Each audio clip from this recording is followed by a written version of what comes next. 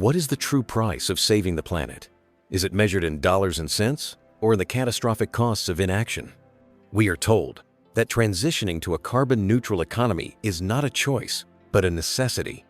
But what happens when that multi-trillion-dollar necessity is placed under the microscope of a relentless interrogator who demands a simple answer to a devastatingly complex question: how much will it cost? And what exactly are we buying? We are about to witness a high-stakes confrontation where a top government official, tasked with overseeing America's energy future, is systematically dismantled by a line of questioning designed to expose a critical vulnerability. Is this a masterful display of holding power to account, revealing a shocking lack of preparedness? Or is it a calculated piece of political theater crafted to sow doubt and undermine a generation-defining policy before it even begins? With just about everything my colleague said, except for the part where she criticized Republicans, but other than that, she did say so. I want to thank all of you for being here. I just wanted to share a few general thoughts with you. In America, you can believe what you want, but I'm a big believer in free will and responsibility. A French philosopher of the last century, very famous, tough to read, but if you plow through his works, he had a lot to say, called Jean-Paul Sartre, said to be is to act. He said all we are is the sum of our actions. And so despite what we say, what you do is what you believe. And frankly, everything else is just cottage cheese. Now, in government, where you spend your money is what you believe. Forget the rhetoric. Look, follow the money. Follow the money. I'm a big believer in using, and I think it is the answer to many, not just of the problems of the United States, but our neighbors' problems across the world, at least in terms of energy. I believe that we should use technology to make all forms of energy more available, cheaper, and cleaner. All forms of energy. I support green energy. I support nuclear. I support hydroelectric energy. I support geothermal. I support oil and gas in terms of trying to provide for a cleaner environment. I think that it's worth pursuing geoengineering. And I say all of that because I look at your proposed budget, keeping in mind that what you do is what you believe, and in government, where you spend your money is what you believe. You're proposing that we increase funding for green energy by 38%. I support green energy. I think it's going to have to learn how to stand on its own 2 feet, but I support it. But you only increase funding for fossil energy by 2%, and you actually cut nuclear energy funding by 12%. Now, pull up that first slide for me. Here, I'll just hold it. This is from your website, okay? Nuclear power is the most reliable energy source, and it's not even close. And that's true, particularly in terms of capacity factor. Okay, so how come you're not funding it that way? How come? I mean, these advanced small modular nuclear reactors have an enormous potential. And if I read this part of your website, I would say, wow, the department agrees. But your proposal for funding falls millions and millions and millions of dollars short. LNG. LNG, you know what most countries do when they don't have natural gas? They use coal. They burn wood. We should be encouraging LNG. I'm hoping to hear today what you're doing to cut some of the red tape. But those are my general thoughts. I don't want to end on a negative note. Thank you for being here. I'm looking forward to your testimony. And I'm thinking about Senator Feinstein and Secretary Granholm. If they're listening now, I'd tell them both to get a life, okay? But I just want them to know that I hope they're feeling better, and I look forward to seeing both of them back soon. Thank you, Madam Chair. Thank you very much, Ranking Member Kennedy. I will now... Madam Chair, Mr. Secretary, thanks for being here.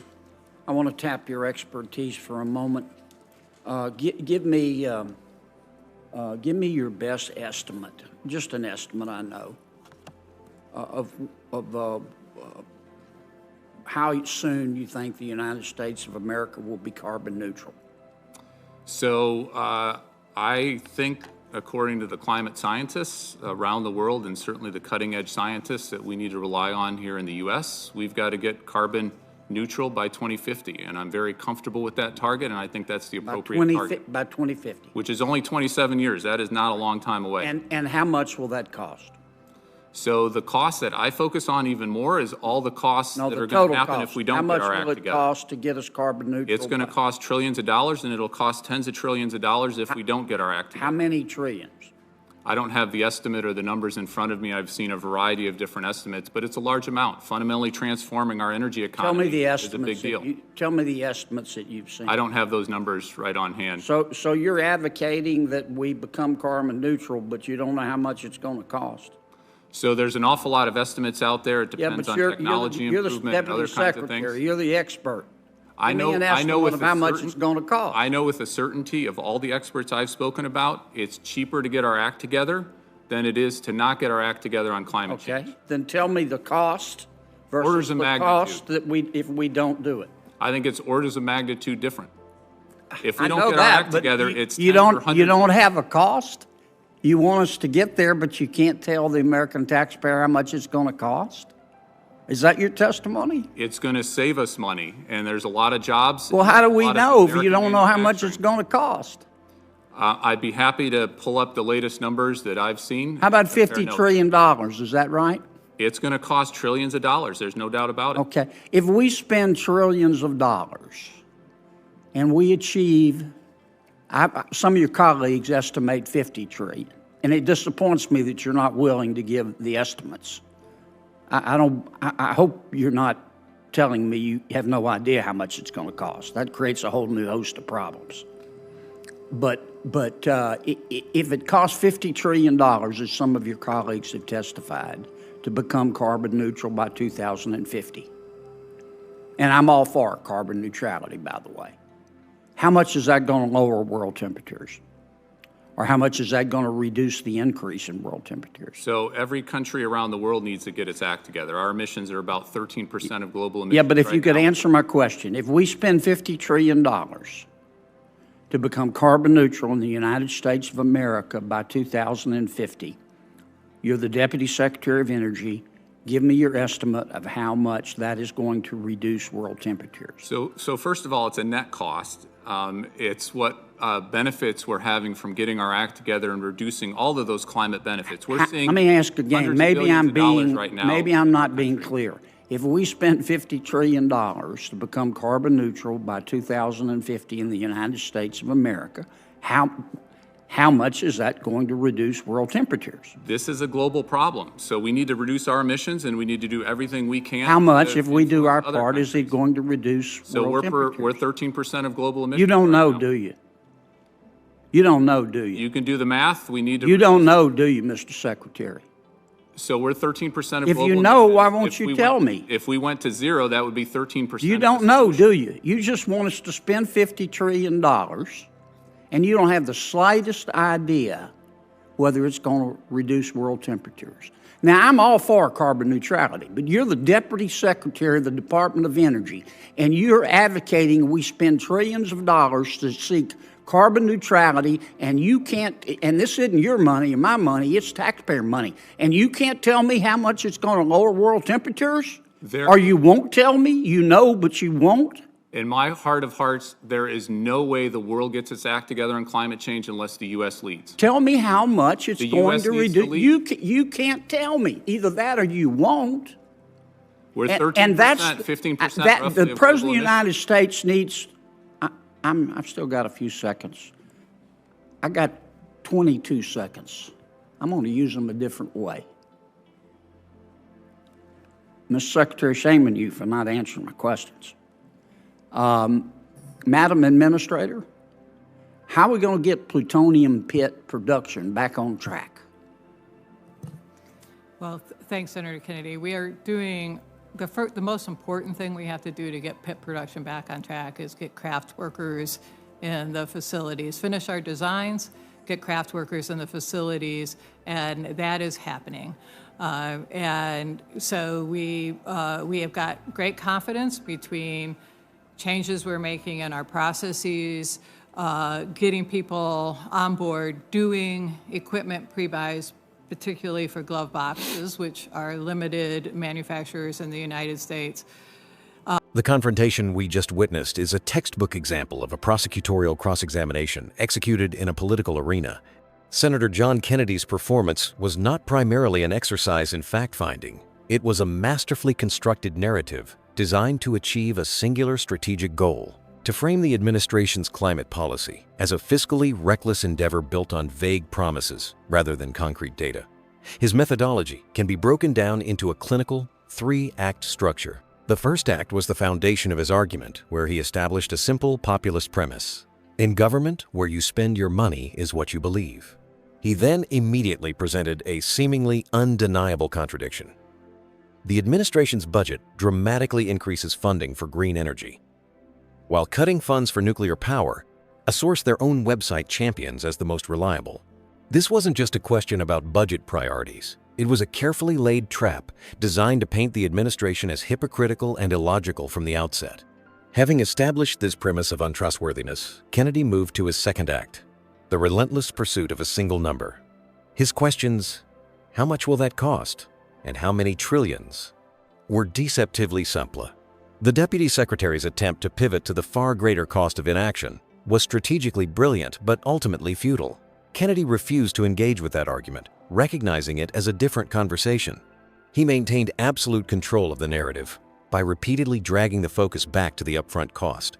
By suggesting the figure of $50 trillion, which he attributed to the witness's colleagues, he anchored the entire discussion to a colossal, almost incomprehensible number, ensuring that this figure would dominate any subsequent reporting of the hearing.